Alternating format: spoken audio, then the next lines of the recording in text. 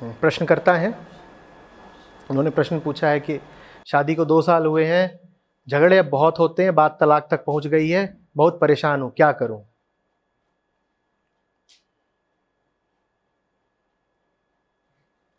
नहीं, इस पूरे खेल में मैं कहां से आ गया और कब? मियां बीवी और गुरु। क्यों भाई? शादी मुझसे पूछ के करी, झगड़ा मुझसे पूछ के करा, अब क्यों आए हो? और शायद शादी भी इसीलिए हुई कि पूछा नहीं, और फिर झगड़ा भी इसीलिए हुआ कि पूछा नहीं। तो यही समाधान है। निदान भी बता दिया, समाधान भी बता दिया। गुरु के पास रहते तो संभवतः ऐसी शादी ही नहीं होती। चलो शादी के बाद भी आ जाते तो संभवतः ऐसे झगड़े नहीं होते। ये हुआ निदान, डायग्नोसिस, और समाधान भी बता दिया। तुम कभी दूसरे से थोड़ी ही झगड़ते हो, तुम कभी बीवी पर थोड़ी ही खफा होते हो, तुम कभी शौहर के बाल थोड़ी खींचते हो। गुस्सा तुम्हारा स्वयं के प्रति रहता है, उतरता दूसरे पर है। और स्वयं से क्यों खफा हो तुम? क्योंकि अपने आप को वो दे नहीं पा रहे जो देना है। देखा है, कोई लक्ष्य बनाओ और उसे ना पाओ तो अपने पर कितना गुस्सा आता है। लोग अपने बाल खींच लेते हैं, अपने आप को थप्पड़ मार लेते हैं। कई बार तो लक्ष्य बनाओ और पाओ नहीं तो आत्महत्या भी कर लेते हो। अपने आप पे गुस्सा आता है कि नहीं? मैं ये क्यों नहीं कर पाया? अभी कल भारत इंग्लैंड का क्रिकेट मैच चल रहा था, टेस्ट मैच, पहला दिन। एक बल्लेबाज घटिया शॉट मारकर आउट हुआ। लंच से पहले की आखिरी गेंद थी, हुक शॉट मार दिया, और फिर उसका गुस्सा देखते अपने ही ऊपर, ये मैंने क्या कर दिया। ये संजय है, ये बात बात में बोलेगा लूज शॉट। जो तुम चाहते हो करना, जब ना कर पाओ तो अपने ऊपर ही कैसा क्रोध उठता है। अब वो क्रोध तुम अपने ऊपर तो उतारोगे नहीं, इतनी ईमानदारी तो है नहीं।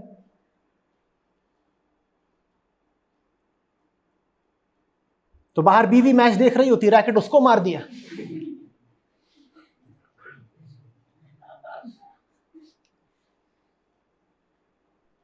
और वो भी काहे को पीछे रहे? तुम्हारे पास रैकेट है, उसके पास मूसल है।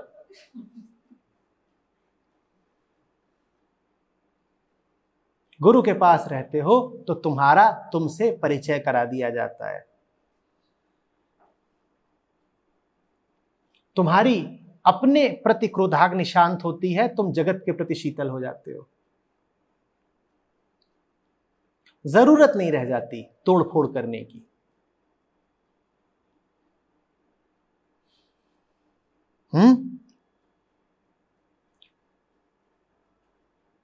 अभी कुछ दिन पहले इसी कार्यक्रम में गाना बजा रहे थे ना, बहुत दिनों से शिकायत नहीं जमाने से। क्यों ही कमलेश, क्या था? ये आसमान, ये बादल, ये रास्ते, ये हवा, हर एक चीज है अपनी जगह ठिकाने पे, और कई दिनों से शिकायत नहीं जमाने से। और ये सब कब होता है? जब तू इस तरह से मेरी जिंदगी में शामिल है, जहां भी जाऊं ये लगता है तेरी महफिल है। फिर शिकायत नहीं रहती जमाने से। भीतर ठीक तो बाहर ठीक। मन चंगा तो कठौती में गंगा।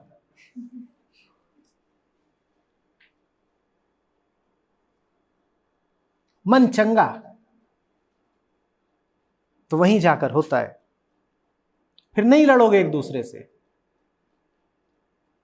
जहां तक है प्रेम विवाह किया होगा। शुरू में तो वही बड़ी परी प्यारी लगती थी, और तुम भी तब सपनों के राजकुमार थे, घोड़े पे बैठ के आते थे। अब वो टट्टू निकला।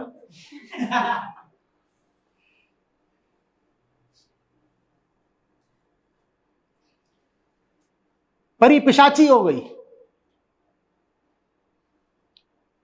पहले हंसती थी तो फूल झड़ते थे,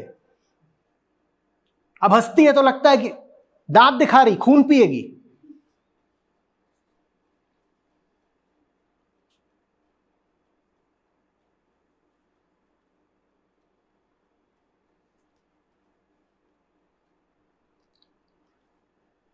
जो सुख में सुमिरन करे दुख काहे को होए।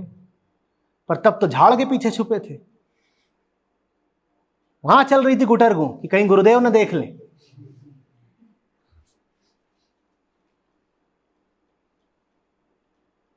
छुप छुप के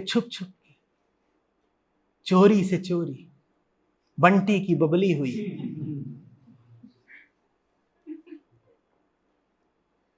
तब तो कोने कतरे, कहीं झाड़, कहीं गोदाम, गैराज, छत, जहां पाया वहीं छुप छुप। अब कह रहे हो कि झगड़ा बहुत होता है।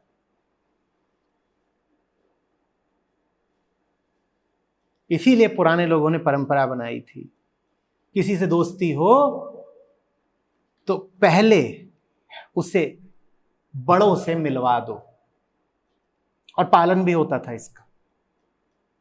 और बड़े से तात्पर्य ये नहीं है कि कका और ताऊ के पास ले गए, वो बड़े नहीं हैं, वो अभी शिशु हैं। बड़ा माने जो वास्तव में बड़ा हो, जरा विराट, जरा आगे का। मिलवा दो, उसके बाद जाना जिस झाड़ में घुसना।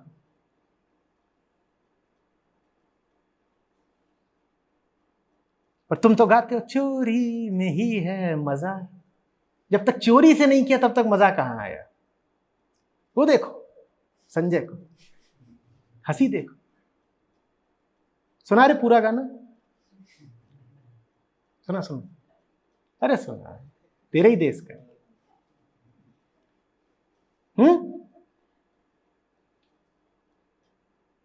मदद कर दो केवल।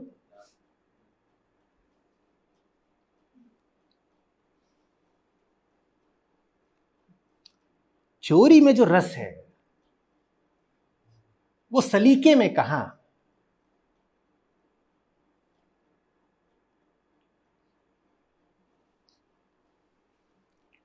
कुछ नहीं बिगड़ा है अभी भी। पत्नी प्रेतनी नहीं है, तुम्हारी तरह इंसान है। कोई वजह नहीं है कि उसके साथ सर फोड़ो। और तुम भी कोई बहुत राक्षस आदमी नहीं हो, सामान्य साधारण आदमी हो। बात ये पति पत्नी के मध्य की है ही नहीं।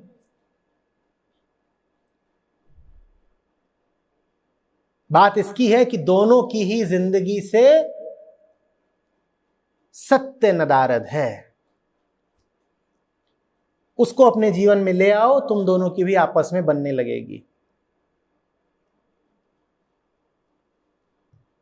जिन भी दो लोगों की जिंदगी से सच नदारद होगा वो आपस में भी लड़ेंगे, भीतर भीतर भी कुढ़ेंगे, पूरी दुनिया उन्हें अपने खिलाफ नजर आएगी।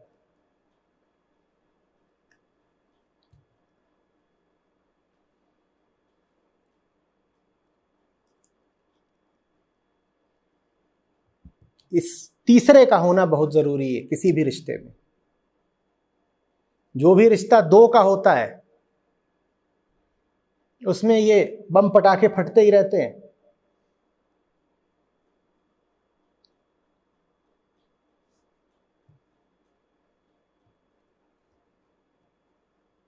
आ रही बात समझो? जब मिलने जाओ, डेट पर जाओ, आमने सामने बैठो तो बीच में अष्टावक्र गीता की एक प्रति रख लो, लड़ाई नहीं होगी। काहे को मुस्कुरा पे, कुछ और रखना है पीछे, मिल्स एंड डून्स रख लो।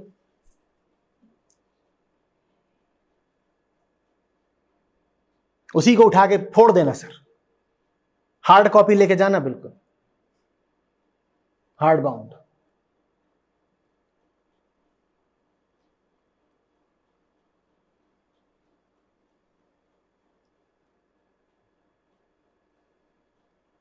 आ रही बात समझ में? शयन कक्ष में तो खास तौर पर कृष्ण की, बुद्ध की, शिव की बड़ी प्रतिमा, मूर्ति, चित्र इत्यादि कुछ रखो।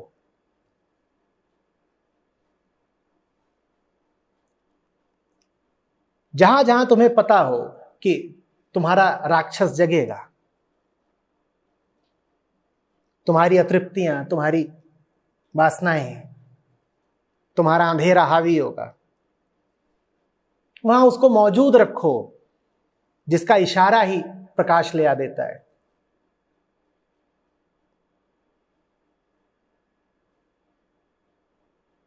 झाड़ में भी जाओ तो कम से कम स्मृति साथ लेकर जाओ।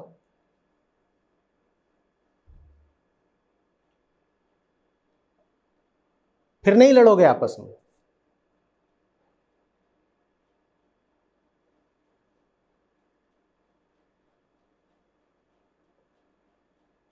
अरे बात समझ। और हमारे तो रिवाज दूसरे हैं। पूजा कक्ष अलग होता है, शयन कक्ष अलग होता है।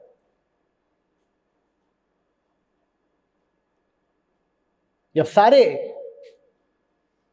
गलीच काम कर लेते हो तब नहा धो के पहुंच जाते हो पूजा करने।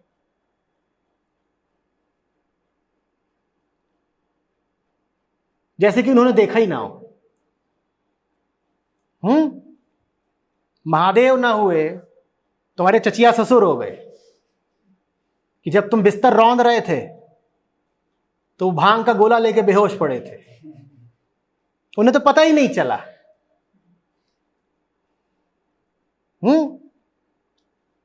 सुबह उठ करके नहा धो करके बिल्कुल अच्छे बच्चे बन के पहुंच जाते हो महादेव के समक्ष। हम तो नन्हे मुन्ने, हमने कुछ किया थोड़ी।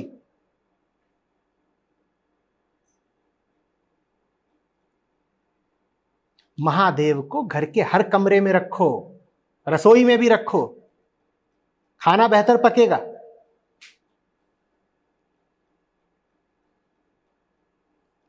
जहां जहां हो वहां वहां रखो।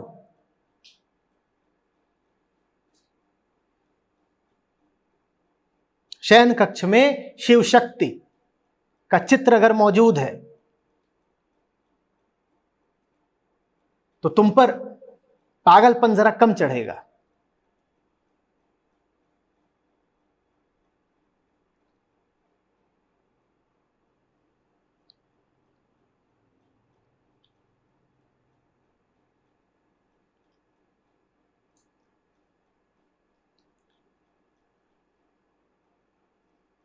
और बात कर रहे हो तलाक की, क्या सोचते हो तलाक दे लोगे तो आजाद हो जाओगे?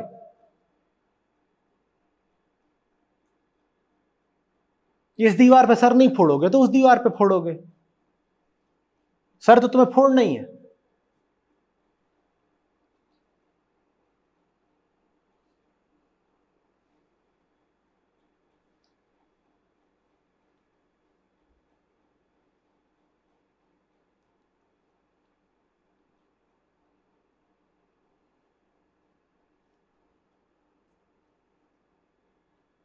पति पत्नी के रिश्ते को तो इतना जलील बना देते हो कि पूछो मत। गृहस्थी और सन्यास को तुमने अलग अलग चीज कर रखा है कि गृहस्थी अलग चीज है और सन्यास अलग चीज है। सन्यास माने पूजा का दिया और गृहस्थी माने वासना की लपट। ये क्या विभाजन है भाई?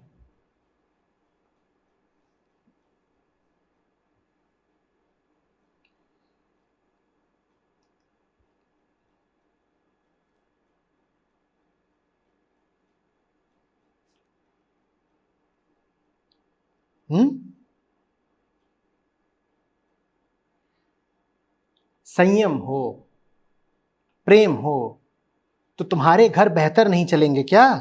बोलो। और घरों में कलह इसीलिए होती है ना, क्योंकि दिल में अध्यात्म नहीं है। संयम तुमको संसार तो सिखाएगा नहीं, संयम तो अध्यात्म ही सिखाएगा। अब तुम्हारे पास संयम नहीं है, अगर सहिष्णुता नहीं है,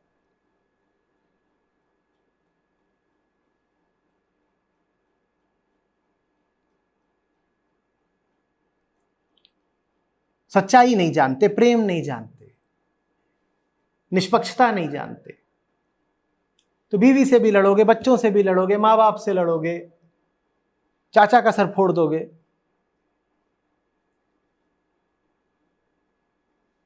पर तुमने खूब खेल रचा है। तुम कहते हो गृहस्थी चलानी हो तो अध्यात्म से दूर दूर ही रहना, ये घर तोड़वा देते हैं। ठीक, गुरुजन तो घर तोड़वा देते हैं, तुम गुरु को घर से निकाल के चला लो घर। मुझे दिखा दो कि जिस घर में गुरु ना हो वो घर कैसे चलेगा, दिखाओ।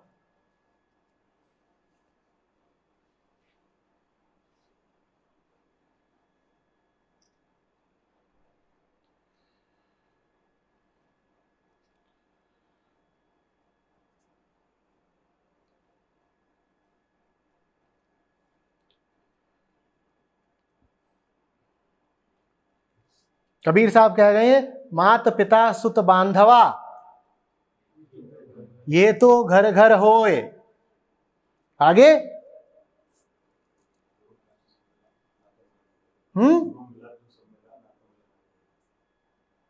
गुरु मिला तो सब मिला, नहीं तो मिला न कोई।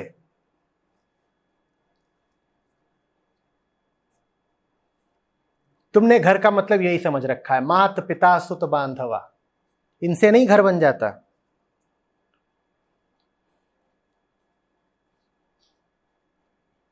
अन्यत्र कहते हैं कबीर साहब कि जिस घर में राम ना हो उस घर को शमशान जानना।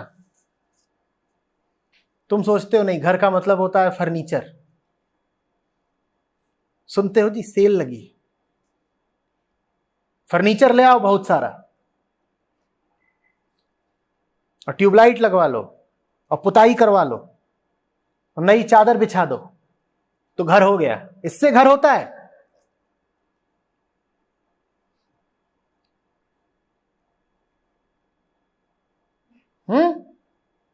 अब बाहर वो टांग दो, नींबू और मिर्ची।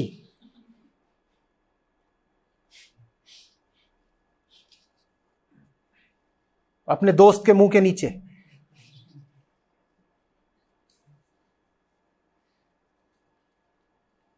मैं सोचता था ये बाहर नींबू मिर्ची ये किसको खिलाया जा रहा है, ये फोटो किसकी टांग रखी है। फिर समझ में आई अपना ही है। जैसे बाहर अपना नाम लिख के नहीं टांगते, चावलास पैराडाइज, तो वैसे ही चावला जी अपनी फोटो भी टांगते हैं। उसके दांत निकले होते हैं ऐसे और उसके नीचे नींबू और मिर्च, कोई धोखे में ना आ जाए। आई कार्ड पे नाम लिखा होता है सिर्फ, फोटो भी तो होती है। ये घर है हमारा, फोटो, नींबू, मिर्ची, घड़ा, 2 दरवाजे वाला फ्रिज,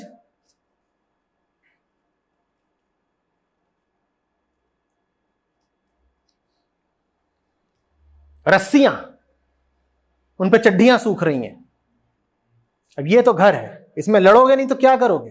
किसको अच्छा लगेगा घर में घुस रहा चड्डियां और कई जगह तो बड़ी नैतिकता होती है, वो चड्डियां दिखाने से अधर्म हो जाएगा तो चड्डियों के ऊपर पजामे डालते हैं सुखाने के लिए। पजामे सूख जाते हैं, चड्डी सूखी नहीं, बदबू मारती है।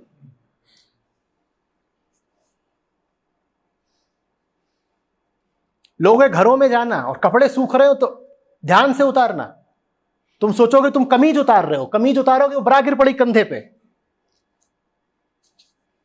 हमारे यहां धर्म का यही मतलब होता है कि खुले में ब्रा मत सुखाना। घर में राम हो ना हो कोई फर्क नहीं पड़ता, पर धर्म का मतलब यह है कि कच्छा खुले में नहीं सूखना चाहिए। बढ़िया, बड़े धर्मी हो तुम, फिर बोलते अब तलाक की नौबत आ गई है। कच्छा तो छुपा लिया ना, तलाक होता हो तो हो।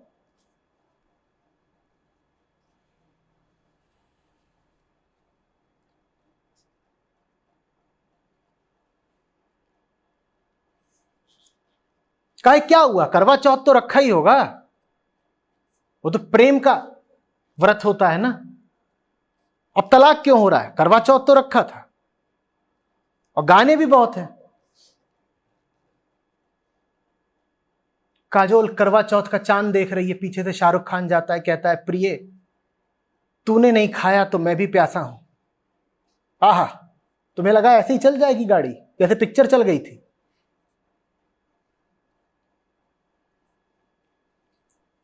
कोई पिक्चर तुम्हें कभी बताती ही नहीं कि गृहस्थी ऐसे नहीं चलती।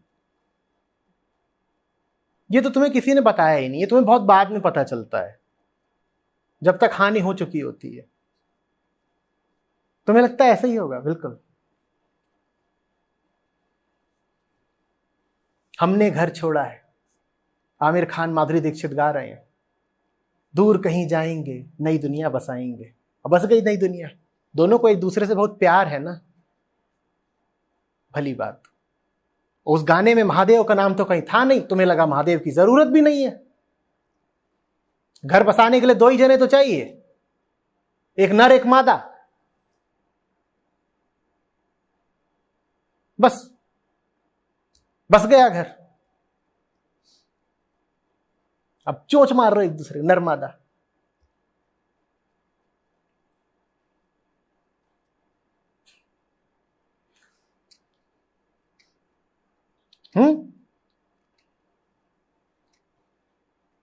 और तुमने देखी कयामत से कयामत तक आमिर खान जूही चावला अपने अपने घर से भागे हैं, और वो पहाड़ के ऊपर अब लकड़ी का घर बना रहे हैं।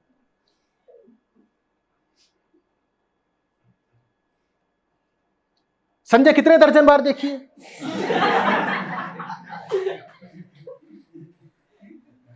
इस पहाड़ी की बड़ी हसरत है कि मिले कोई ऐसी कि बिल्कुल एकदम चोटी पे पहाड़ बनाऊं, वहां से गिरेगा ना तो इतनी लगेगी, इतनी लगेगी।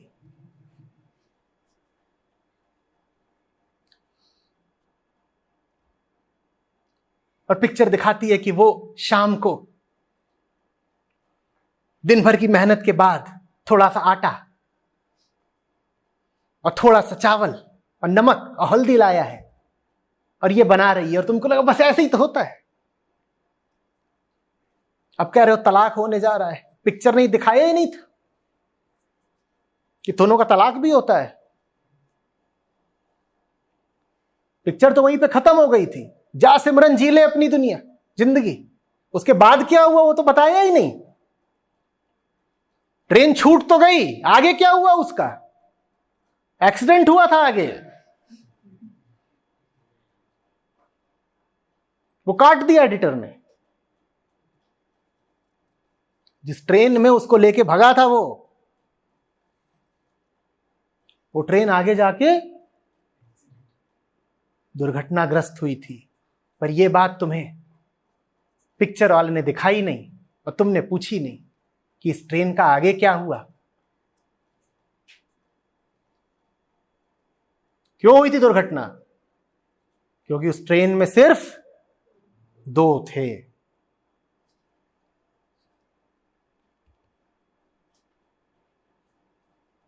तीसरा अमरीश पुरी नहीं होता, डरो मत, तीसरा वो होता है।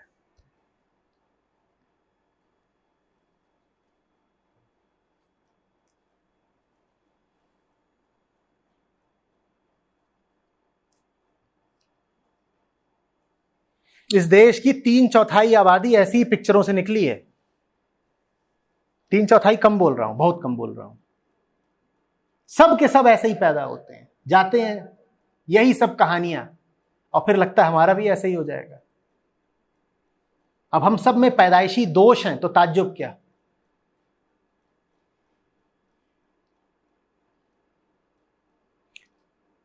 मैं बिल्कुल अतिशयोक्ति नहीं कर रहा हूं।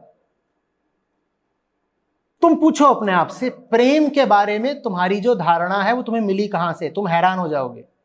जितना खोजोगे उतना पाओगे कि फिल्मों से ही मिली है और कहीं से नहीं।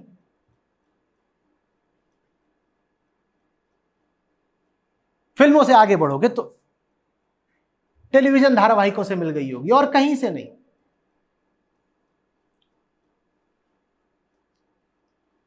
इनको जिंदगी से निकाल दो, तुम्हें प्रेम का कुछ नहीं पता होगा, कम से कम वैसा तो नहीं पता होगा जैसा अभी पता है। बड़ी अजीब हालत होती है। यही सब देख देख के तुमको लगता है ऐसा ही होता है और तुम कर डालते हो, फिर कहते हो अब तो फंस गए। कल या आधी रात को यही, अब तो फंस गए, अब क्या करें। ये भी तुम्हें इन्हीं पिक्चरों ने सिखाया है कि अब तो फंस गए। फंस कैसे गए मैं जानना चाहता हूं। चिपक गए हो, गोंद लग गई है, फंस कैसे गए हो बताओ मुझे, कैसे फंस गए हो। ये भी तुम्हें इन्हीं पिक्चरों ने सिखा दिया है कि एक बार हो गया तो हो गया।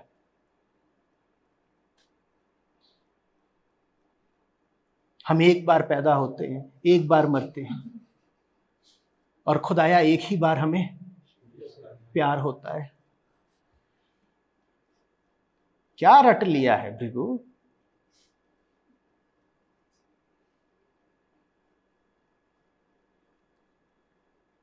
और कोई कल बता तो रहा था, ऊपर वाला हमें जोड़ों में भेजता है नीचे सुबह सुबह। जूते हो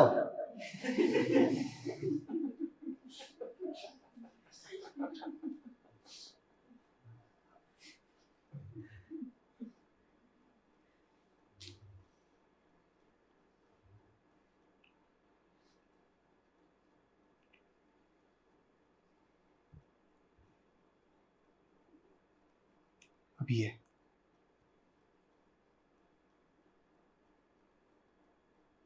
तुम ना स्त्री हो ना पुरुष हो, तुम करण जौहर की कहानी के किरदार हो। तुम कुछ हो ही नहीं।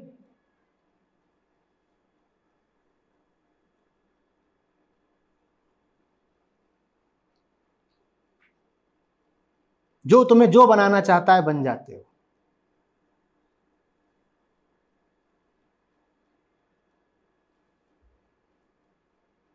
सुनील शेट्टी थे, मैंने बहुत सुधारा तो इमरान हाशमी बन गए। अब ये सीरियल लवर है।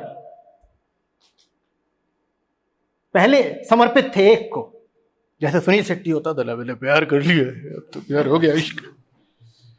बड़ी मेहनत से मैंने कहा तू काहे सुनील शेट्टी बना हुआ है, बाहर आ। तो बाहर निकल के इमरान हाशमी में घुस गए। अब जैसे उसको इश्क सूफियाना होता है ऐसे इनको हुआ करता है। वो कपड़े उतारते उतारते गाता है ऐसे, तेरा इश्क सूफियाना मेरा इश्क सूफियाना। गाना बढ़ता जा रहा है, कपड़े उतरते जा रहे हैं। ये सूफियाना इश्क है।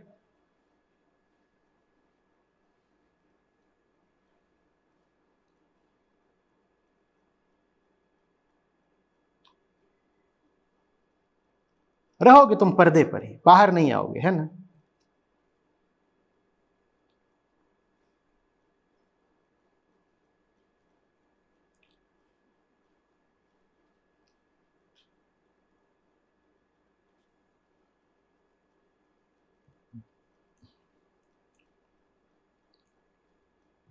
पर्दे से मुझे एक ही तकलीफ है कि पर्दे में दो ही होते हैं, तीसरा नहीं होता। जब तुमने शादी करी तब भी तुम दो ही थे, और अब जब तलाक करने जा रहे हो तब भी तुम दो ही हो। उस तीसरे को लाओ ना। उस तीसरे से ही तुम दोनों का वजूद है। उस तीसरे के बिना शांति नहीं पाओगे।